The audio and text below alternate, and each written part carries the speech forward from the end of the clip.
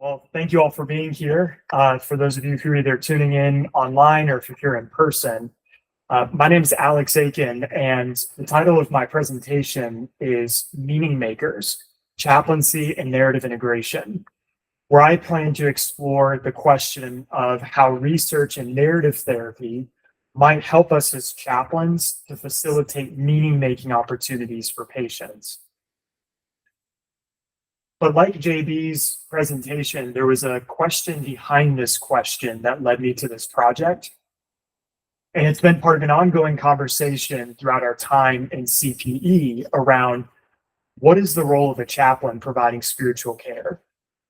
And as we've talked about this quite a bit throughout the residency, there seems to be multiple ways that people will answer this.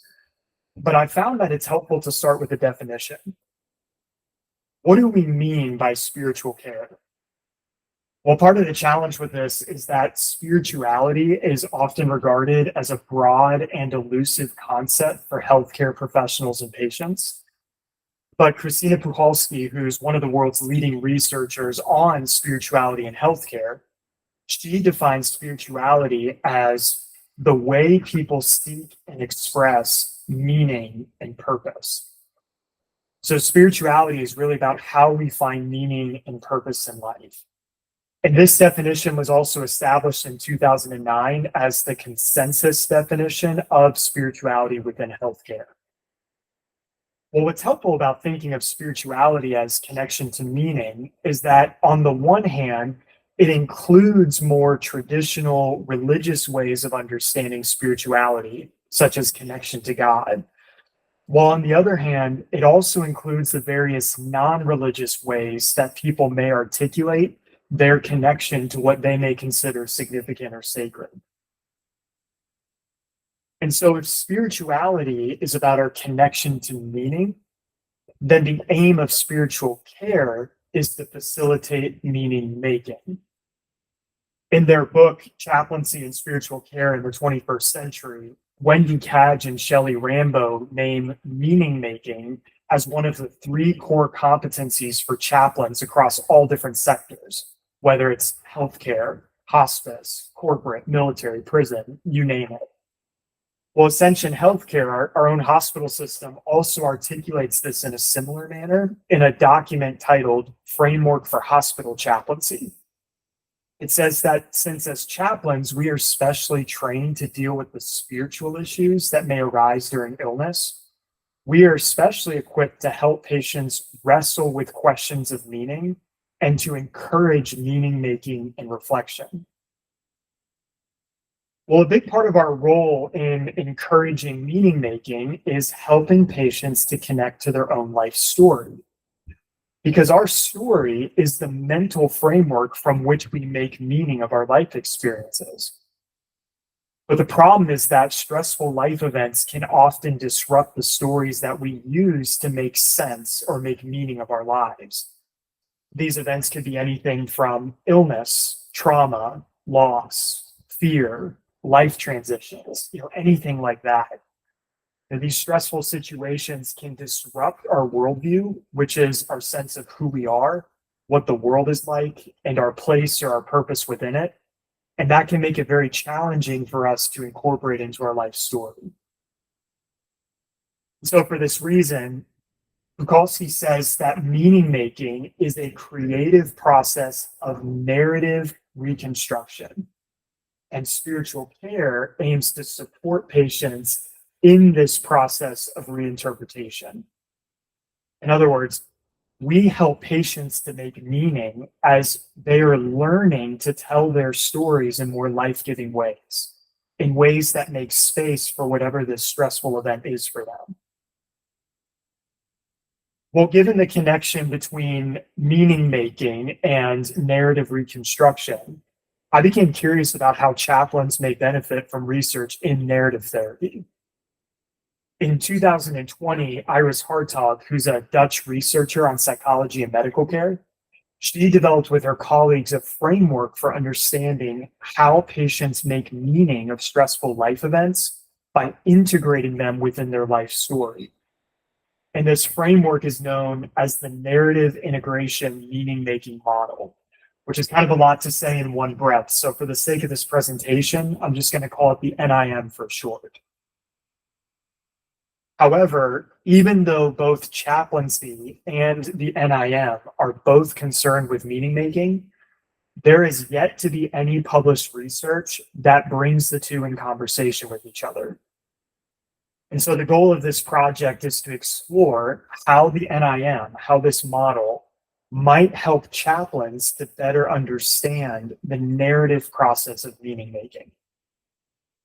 I'm going to begin with just an overview of the NIM, of the model itself.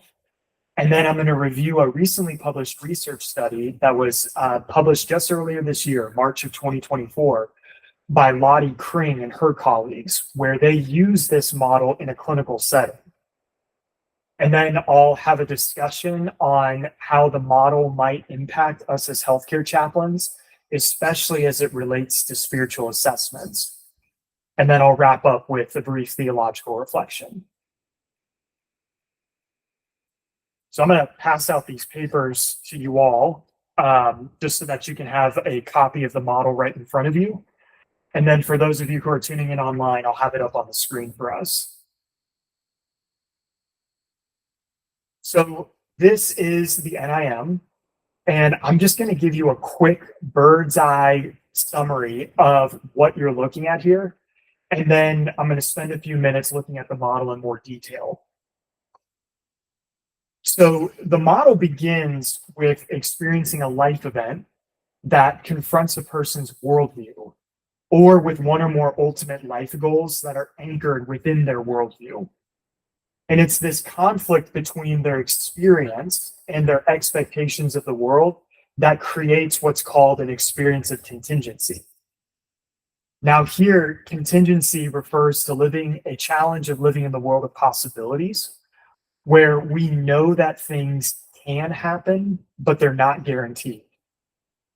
And it's this uncertainty that confronts us with our vulnerability, as well as the limitations of our knowledge and control, and that can create a crisis of meaning. And so basically, if at any point you see experience of contingency, just think crisis of meaning, because they're essentially the same thing. Well, in the process of narrative meaning making that follows, the life event is reinterpreted within the context of someone's own life story. That is their narrative worldview. And eventually, the event is integrated into their personal life story to a greater or lesser extent, which is known as narrative integration. And that affects their quality of life. All right, so that is really just a 1,000-foot bird's eye view of what the model is, just so that you have a little bit of context. And now we're going to look at the model in more detail. So even though other meaning-making models exist, the NIM uniquely highlights the role of narrative reconstruction in meaning-making. Because Hartog notes that research in narrative theory shows that meaning-making is often done in a narrative way, because we experience the world primarily through a story. This has notably been researched by the French philosopher Paul Ricoeur. And according to Ricoeur, we make sense of our lives by organizing life events and memories into a coherent narrative. And we do this by arranging experiences and memories in ways that show connection to each other, which he calls narrative emplotment. So we all like movies here. So if you think about a movie, how is the storyline of a movie created?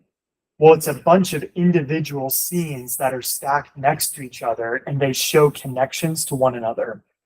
Well, in a very similar way, in our memory and in our worldview, the connections that we make between life events provide us with a mental storyline for understanding our lives.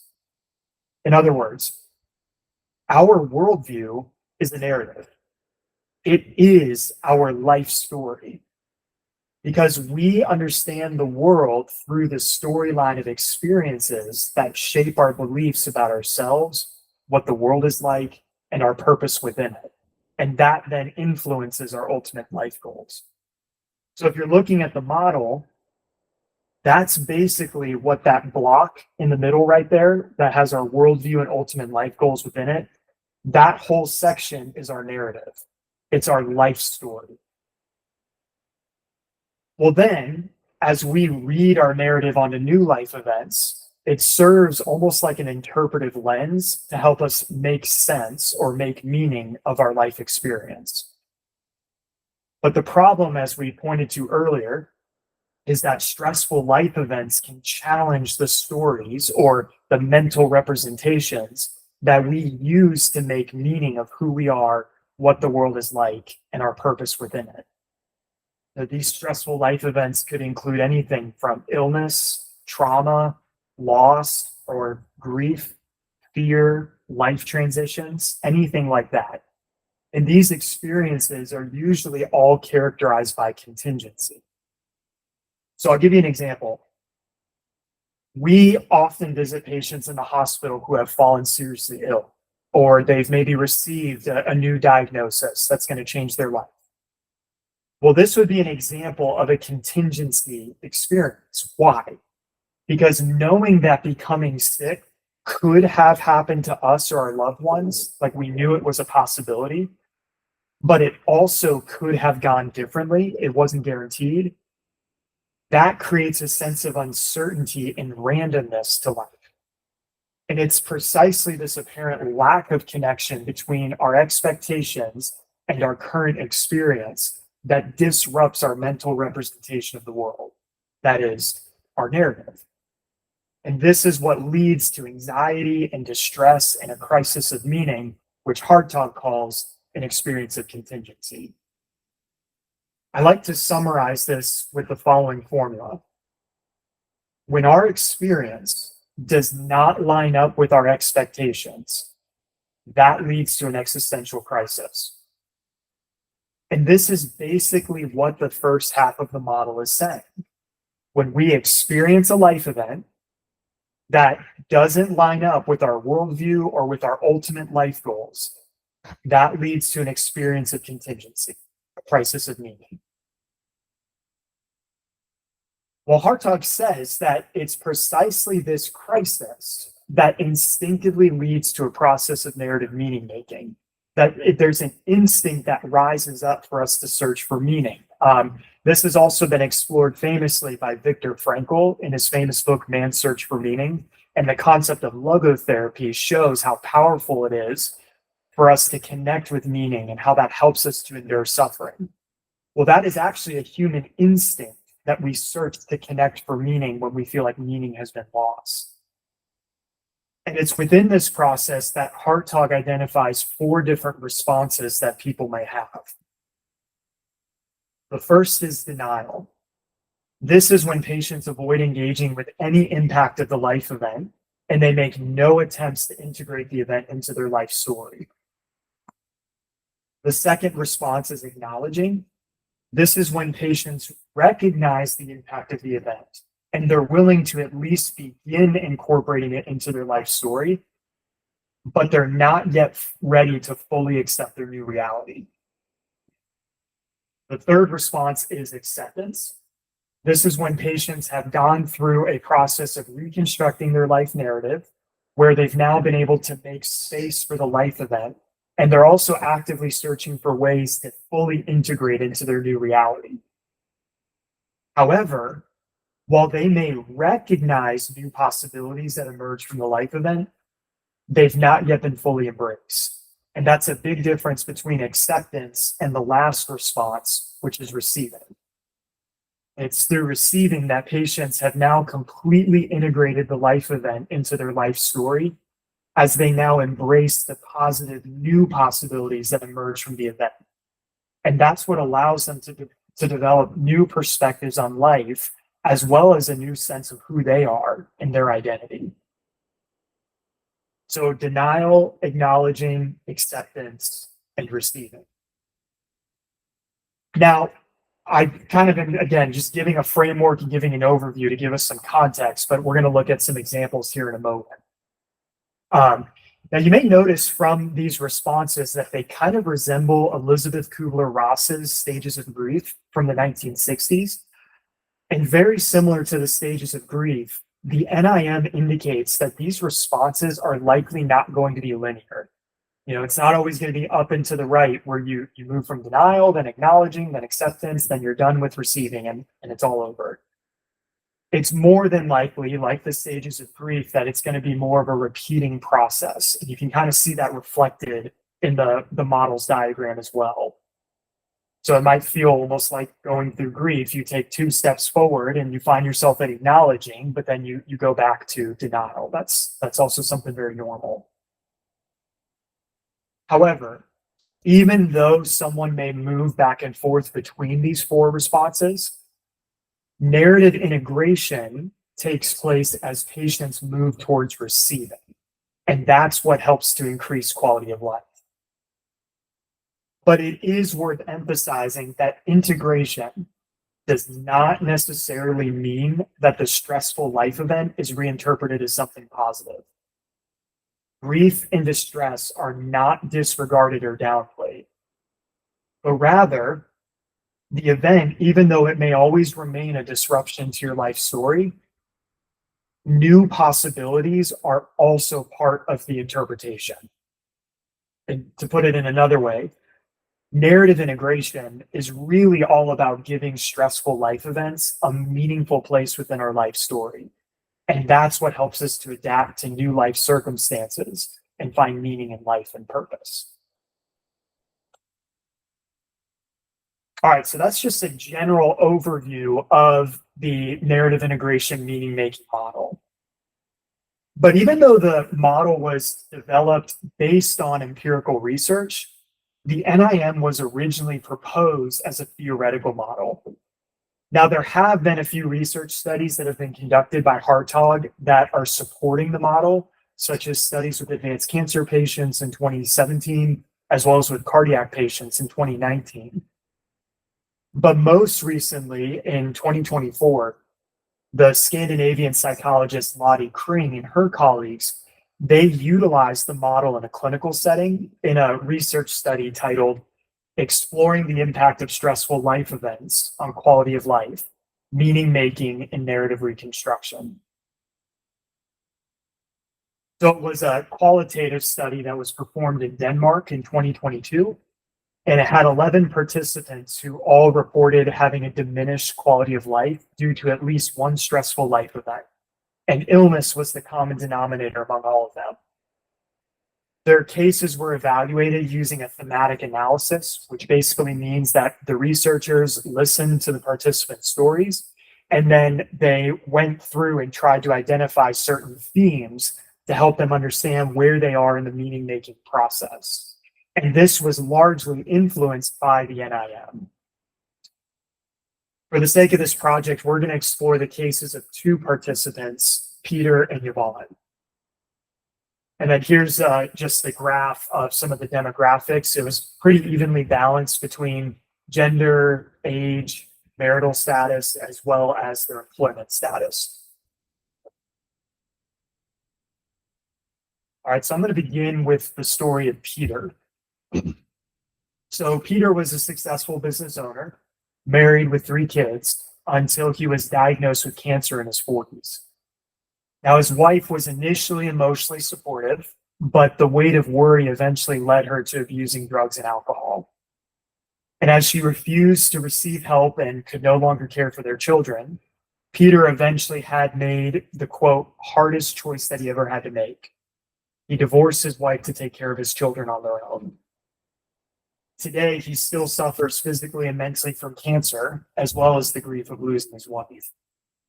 However, he still runs his own business, he takes care of their children, and he's still hopeful that he may find love again. This is a sample from Peter's interview. He says, "I don't believe just anybody would manage this.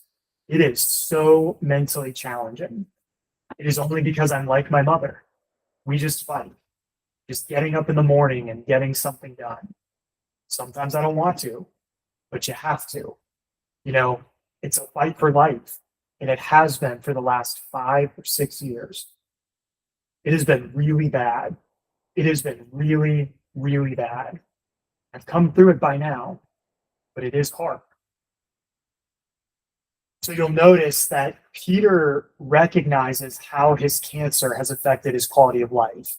when he says things like, it is so mentally challenging and it has been really, really bad.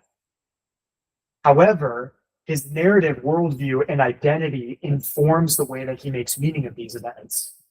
Because Peter sees himself as a fighter and as a survivor, following the example of his mother when he says things like, it's only because I'm like my mother. We just fight. And I've come through it by now. Well, Kring, in her analysis, says that this narrative is essential to the meaning that Peter attributes to his life events.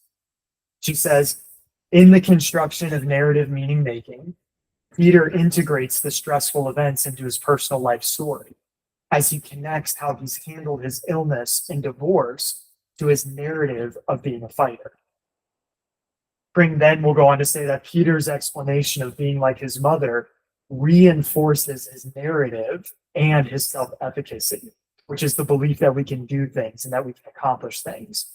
And that is what gives him a sense of meaning that he can endure the challenge that he's currently facing with his illness and with his grief. And so overall, Peter's response reflects receiving as he integrates his illness into his narrative and embraces new possibilities. And that ultimately helps to increase his quality of life. All right, well, now the story of Yvonne, which is very different from the story of Peter. So from a young age, Yvonne dreamed of a life at sea. And as a young adult, she got her dream job of working on a ship. But her position soon closed, and she started to question her purpose in life. Well, eventually, Yvonne retrained and she worked a construction job for 30 years. And when she was in her 50s, she got diagnosed with chronic back pain and was put on a disability pension. So Yvonne had to move out of her home, and today she feels stuck in her one-bedroom apartment, unable to visit her family and friends because of her poor health and her financial situation. Her life, in short, just did not turn out the way that she had planned her work for. This is an example from her interview. She says, I've been working more or less since I was 13 years old. At that time, you started as a paperboy, right? And I just know it in my heart that you need to contribute to achieve something. And it was against my entire worldview that this disability pension was the solution. And that makes you feel inadequate.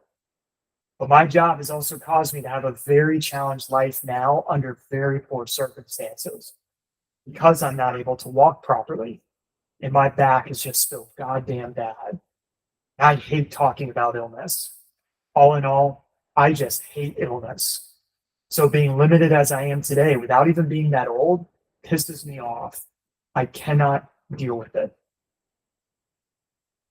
You know, this is, of course, very transparent language that many of us are used to when we visit patients. You see that Yvonne initially achieved her ultimate life goal of securing her dream job at a young age. And her work identity was central to her personal identity when she says things like, you need to contribute to achieve something. However, Kring says that Yvonne struggles to integrate her illness into her life story because she cannot identify with the idea of not being able to maintain a work life as well as strong social relationships. And also, Kring says that during her interview with Yvonne, she generally talked about herself in the past, telling stories of her former working life and relationships. And so she seemed that to be unable to connect the past with the present, and that limited her perspectives on the future. And so overall, Yvonne's story shows how a disruption in her narrative worldview affected her process of making meaning. She reflects the acknowledgement response because though she does recognize that her identity has now faced intense pressure, she does struggle to adapt to her new life circumstance because it conflicts with her worldview and belief that her hard work would pay off. And so ultimately, Yvonne struggles to reconstruct her narrative worldview, and that decreases her quality of life. All right, now looking at some of the benefits and limitations of this study. So this study does give empirical evidence supporting the NIM's theoretical framework. As we saw with the cases of Peter and Yvonne, Crane's study shows how stressful life events did cause the participants to question their beliefs and purpose in life, as they were confronted with the vulnerability of their values and the limitations of their control.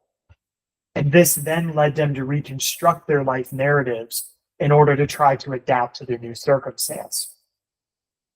In support of the NIM, in Crane's analysis, she concludes that quality of life is reflected in the distance between the individual's expectations and their experience of the situation. This suggests that the greater the distance, the lower the quality of life. And so overall, the study shows how narrative reconstruction and integration impacts meaning making as well as quality of life.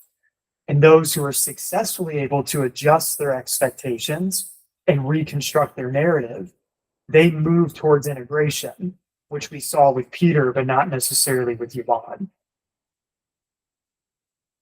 However, this study is not without its limitations. Most notably is that it is a fairly small sample size. Though to be fair, that is pretty normal for a qualitative study to have around 11 or so participants. But also the participants were all selected based on a reported decline in quality of life. So I wonder for future research what it may look like if they not only examine a greater sample size of participants, but also what if there was both those who said they had a diminished quality of life as well as those who maybe had consistent or maybe even improved quality of life following stressful events.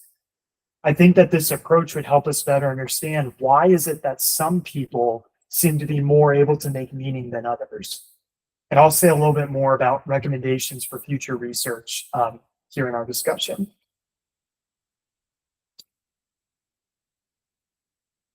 All right, now just to share a little bit of anecdotal evidence of my experience of being in the hospital as a chaplain. So I've found that the narrative integration meaning-making model has been very helpful for my spiritual assessments. So for example, I once visited a 40-year-old patient who was a paraplegic due to a tragic stabbing incident when she was a teenager. And I'm going to call her Helen for the sake of this presentation. Now, Helen had spent most of her life in rehab because of her physical handicaps, and she was currently admitted to the hospital because of a UTI that was further irritated by her physical challenges. Well, I remember as Helen was sharing her story, she had shared very honestly about how challenging this has been for her physically, but at the same time, she was also very strong in expressing a sense of gratitude for, in her words, how she's seen God work through this tragedy. And so she had this overall sense of well-being, especially because she's seen the ways that it's improved her relationship with her daughter, who was an infant at the time of the incident. Well, this model gave me a helpful framework for understanding why Helen was able to cope the way that she was. You know, Helen, she was experiencing a stressful life event, which in this case was due to an ongoing struggle with a tragedy that happened when she was younger. But she by no means was dismissing the painful impact that it had on her, but rather throughout her years of learning to navigate through her handicaps, she's been able to reconstruct her narrative worldview, her sense of who she is, what the world is like, what are her goals and her purposes within the world. And she's been able to do this in a way that gives space for her handicaps. And so that then was helping her this time as she was admitted into the hospital to be able to have a receiving response where she was open to the ways that God was with her, open to the ways of how this strengthened her faith, as well as brought her closer to her family. However, even though Helen was able to make meaning through receiving and integration, I've also visited patients for whom meaning making was a challenge for them. So, for example, I once visited a patient who was admitted into the hospital because of a fall. And when he was admitted, he discovered that he has cancer. And what happened during this time was that he had already been battling with cancer in his stomach, but then it was later discovered to be in his brain. And this patient, who I'm going to call John, his daughter was very concerned that he's not able to take care of himself anymore. And so she was advocating for him to move to assisted living. Well, in my first visit with John, I remember in his words, he had said that he was feeling very depressed because he was worried about losing his home and his independence. Well, I remember during that time, John did not want to even entertain the possibility of moving to assisted living, and he refused to acknowledge the impact that it's had on him. Well, according to the NIM, John's response reflects denying because he refused to acknowledge the impact of his illness, and he made no attempts to try to integrate it into his life story. And that was negatively impacting his quality of life. And the model gave me a helpful framework for understanding that John was experiencing a stressful life event, which in his case was being diagnosed with cancer, as well as facing a potential drastic lifestyle change. And that was challenging his sense of who he is, what the world is like, as well as his place and his goals within the world. And that was creating a crisis of meaning. And John, during this time, was responding to this crisis with denying, and that was negatively impacting his quality of life. Well, the model, as it helped me to understand where John was in the process of meaning making, that then helped me to be aware, and then I could join him where he currently was. And then that was able to tailor our conversations throughout his time in the hospital. All right, so now with a brief discussion on narrative integration and holistic care. So the goal of this research project was to explore how the narrative integration meaning-making model might help us as chaplains to better understand the narrative process of meaning-making. In line with Ascension Healthcare's mission to provide spiritually centered holistic care, there is a growing recognition among physicians of the need for narrative-informed care. For example, the pediatric palliative oncologist, Erica Kay, she recently published an article titled The Power of Story just earlier this year, where she testifies that clinicians not only need quantitative data, but also qualitative narrative in order to meaningfully treat patients. Kay argues that, of course, we need quantitative data. However, she says, in my experience, knowing the data is rarely enough to navigate the terrain of modern medicine. We need stories to find our way. And Kay goes on to advocate for respecting narrative therapy as a unique corpus of knowledge and calls for developing approaches that demonstrate its clinical value. However, Kay acknowledges that lack of time, resources, and support are common roadblocks for physicians and nurses to incorporate storytelling into their day-to-day patient care. And I think that's where we come in as chaplains, that we are uniquely equipped to assist this need for narrative-informed holistic care.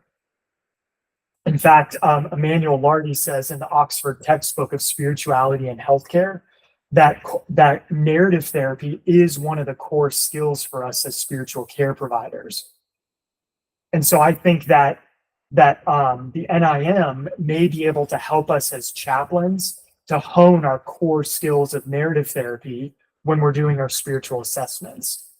You know, it's precisely the fact that we have these listening and observational skills that give space for patients to share their stories. So we serve a very necessary role in providing holistic care.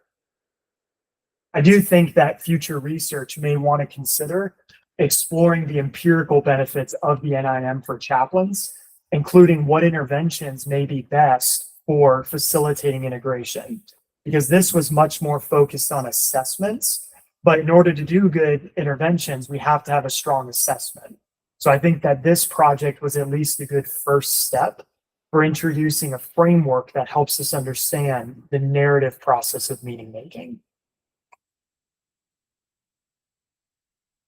Now I'm going to conclude with just a theological reflection on narrative integration and the resurrection. So throughout this project, we've been maintaining that meaning making is more than just understanding why things happen to us, but meaning is about connecting things. Specifically, meaning making connects the fractured parts of our life story, because we saw how stressful life events can shatter our narrative into disorganized and incoherent parts. And that disrupts how we operate in the world, because we can't make sense of who we are in the present with who we thought we were in the past and who we expected to become in the future. Well, as we saw, the NIM shows that meaning is restored as the fractured parts of our lives are integrated within our life story. And that allows us to move forward in the world. Well, as mentioned earlier, meaning making does not necessarily indicate that the stressful life event is reinterpreted to become something positive, or that we dismiss the painful impact that it's had on us. Some of us have gone through some really hard times, and this by no means is saying that we're limiting or dismissing what that's meant for us. But instead, narrative integration is about organizing it within our narrative, within our worldview, in a way that creates new possibilities moving forward. And in my Christian tradition, this is a central idea of the resurrection.